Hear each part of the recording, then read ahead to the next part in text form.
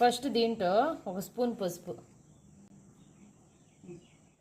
Salt మనకు రుచికి సరిపడినంత, కొంచెం ఎక్కువే పట్టిద్ది, మళ్ళీ చూసి వేసుకోవచ్చు. ఇదేం మెంతిపిండి ఎంత చాలా, ఒక స్పూన్ మెంతిపిండి, ఒక స్పూన్ ఆవాల పిండి, అన్నీ మిక్సీ చేసుకొని పెట్టుకున్నాం. ఇప్పుడు గొడ్డుకారం కూడా మనకు రుచికి సరిపడినంత. ఎక్కువ కారం తినే వాళ్ళైతే ఎక్కువ, తక్కువ కారం తినే వాళ్ళైతే తక్కువ. నేనైతే ఇక్కడ ఒక స్పూను సాల్ట్కి 2 స్పూన్ల కారం వేసాను, ఒక 1/2 టేబుల్ స్పూన్ పసుపు వేసాను, ఒక స్పూన్ మెంతిపిండి, ఒక 2 స్పూన్ల ఆవాల పిండి వేసి దీన్ని కలుపుతున్నాను. దీన్ని మంచిగా కలిపేసుకొని టేస్ట్ చూసుకొని మళ్ళీ కొంచెం ఉప్పు కారం పడితే వేసుకోండి, లేకపోతే లేదు. దీన్ని తాలింపు పెట్టుకోవాలి.